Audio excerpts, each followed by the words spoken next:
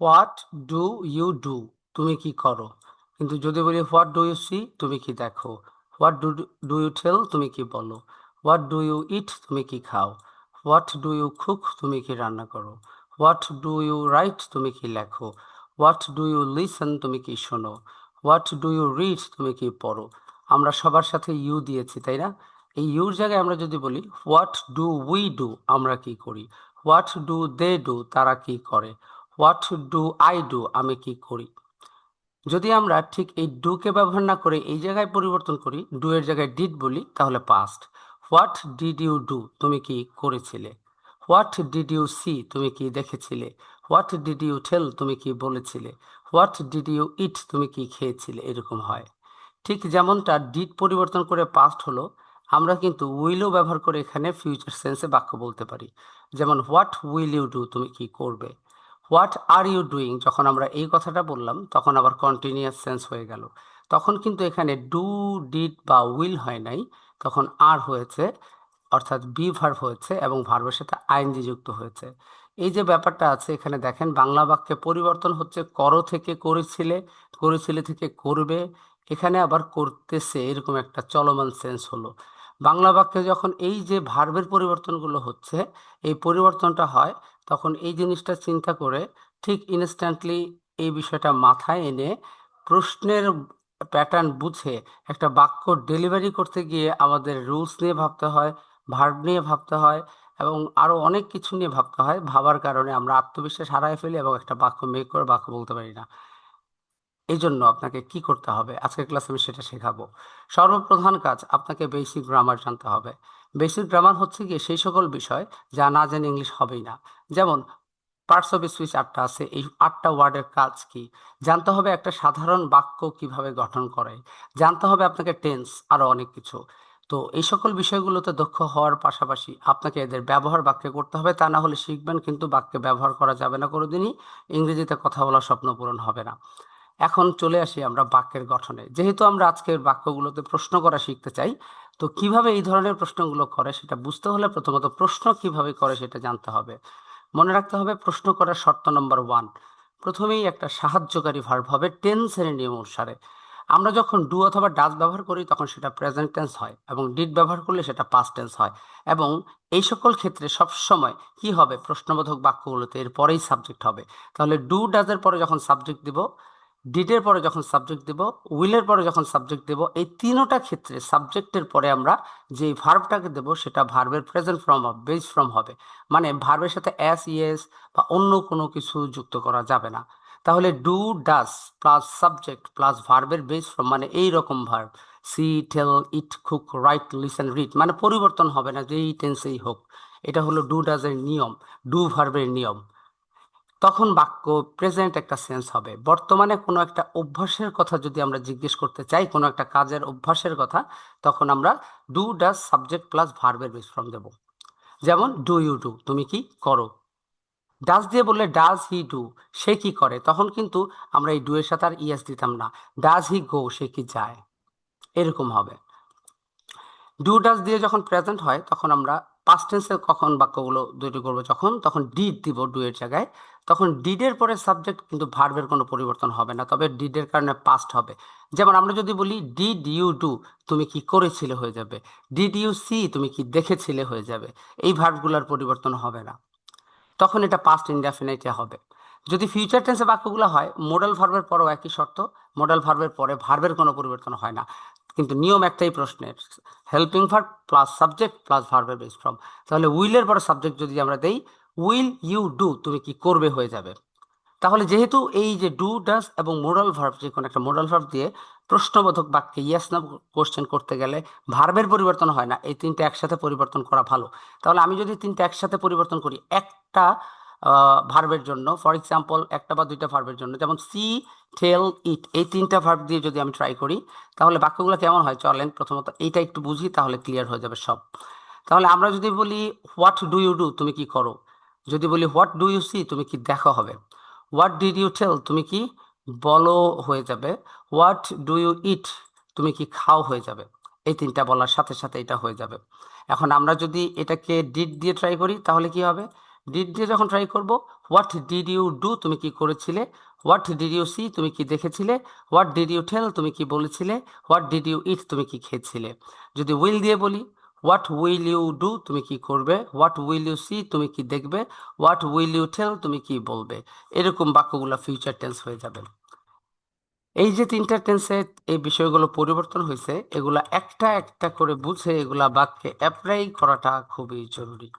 এছাড়াও আরো কিছু ব্যাপার স্যাপার আছে, যেমন 4 নম্বর যে স্ট্রাকচারটা আছে, এটা হলো কন্টিনিউয়াস টেন্স। যেমন আমরা যদি বলি you are doing this work, তুমি কাজটা করতেছো, আমরা একটা চলমান বাক্য বললাম, এখানে আরটাকে যদি আগে দেই, আর ইউ, এরপরে ভার্বের সাথে আইনজি হবে, are you doing this work, তুমি কি কাজটা করতেছো, এমন একটা ইয়েস নো কোশ্চেন হলো।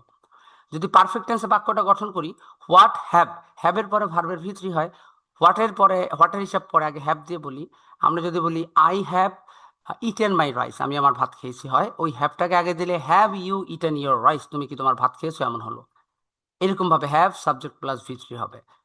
এটা হলো প্রথম কাজ, ইয়েস নো কোশ্চেন এটা শেখা।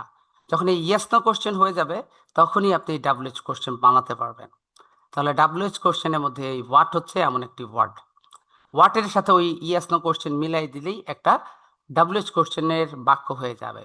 যেমন ডু ইউ ডু মানে হলো তুমি কি করো, আর হোয়াট ডু ইউ ডু মানে তুমি কি কাজ করো, দুইটা দুই জিনিস।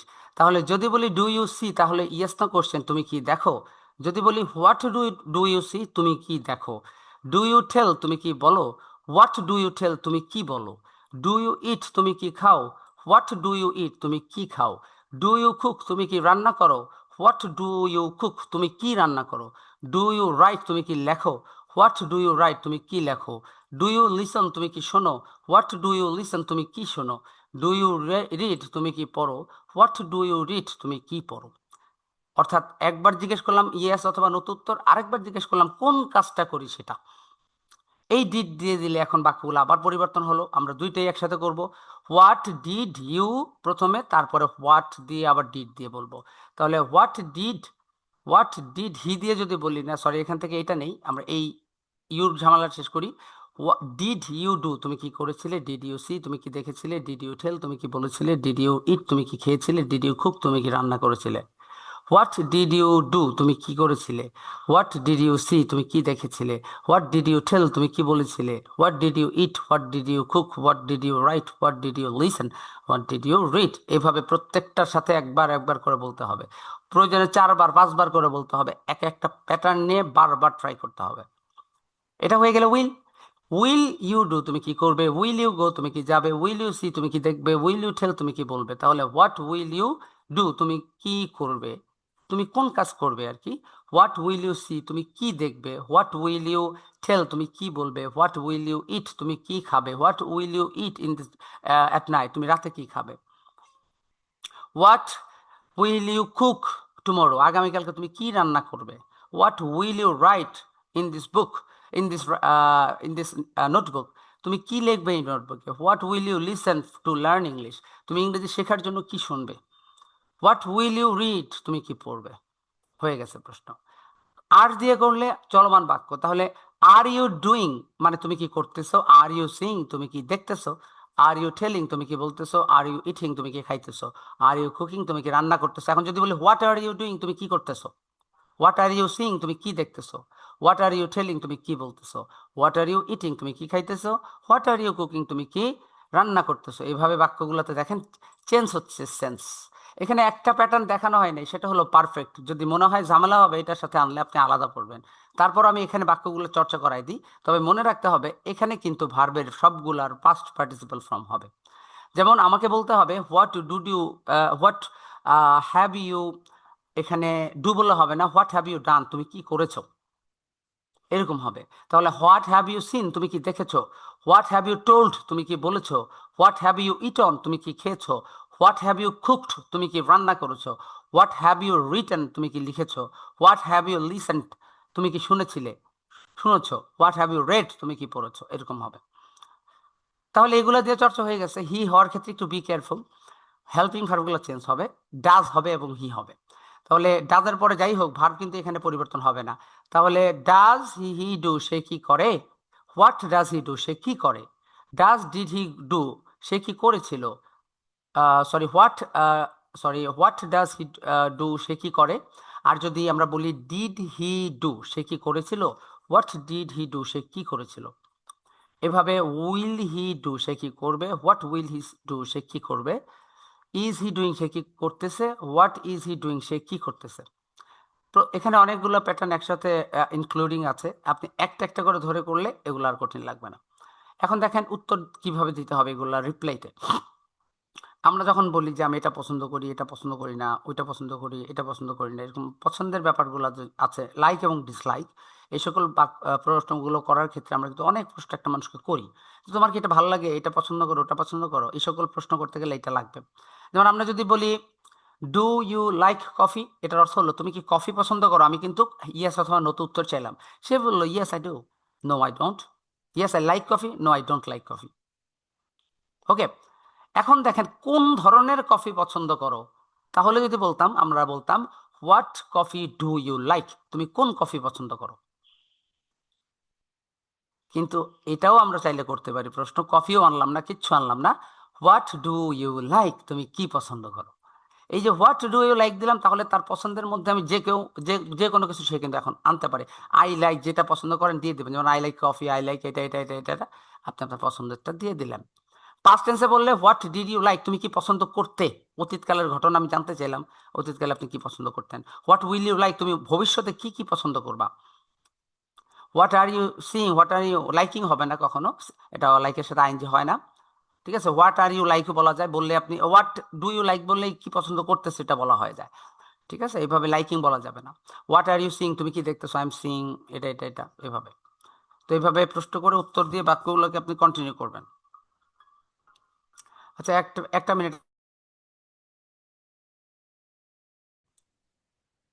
তাহলে বোঝা গেল এখন থেকে আমরা আমাদের পছন্দের মানুষের কাছে এটা জানতে চাইতে পারবো, আপনার কি ভালো লাগে, আমি আপনার জন্য সেটা এনে দেবো, তবু আপনি আমার হয়ে যান, এমন একটা ফিলিং শেয়ার করলে।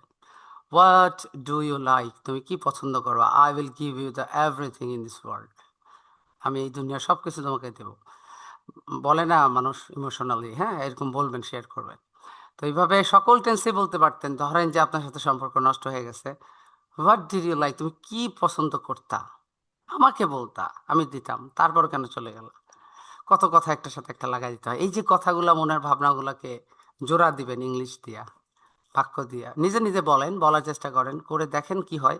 ভুল হইলে হবে, কিন্তু বলতে হবে। তো এইভাবে ডাজ ডাজ দিয়ে বলার পাশাপাশি হোয়াট হ্যাভ, হ্যাভের ব্যবহারটা এখানে দেখানো আছে, কিভাবে হ্যাভ দিয়ে বাক্যগুলা বলবেন, আমি বলে দিই হ্যাভগুলা। হোয়াট হ্যাভ ইউ ডান, তুমি কি করেছিলে। হোয়াট হ্যাভ ইউ ইটন, তুমি কি খেয়েছিলে, বাংলাগুলো একটু ঠিক করে নেবেন। হোয়াট হ্যাভ ইউ রিটন, তুমি কি লিখেছিলে, লিখেছিলে না লিখেছো। এভাবে আমরা যদি প্রশ্ন করি, হোয়াট উইল হ্যাভেন নেক্সট, পরে কি ঘটবে। হোয়াট উইল ইউ হ্যাভ, তুমি কি খাবে। What's your opinion at this matter, এ বিষয়ে তোমার মতামত কি। What do you think of it, আপনি কি মনে করেন। হোয়াট ডু ইউ মিন, আপনি কি বোঝাতে চেয়েছেন। What answer did Karim get, Karim কি উত্তর পেয়েছে।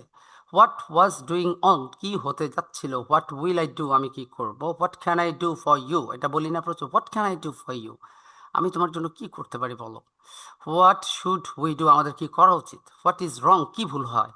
হোয়াট হ্যাপেন্ড, কি ঘটেছিল। What is the right way to iron a shirt, একটা আয়রন ইস্ত্রি করার জন্য সঠিক পদ্ধতি কোনটা।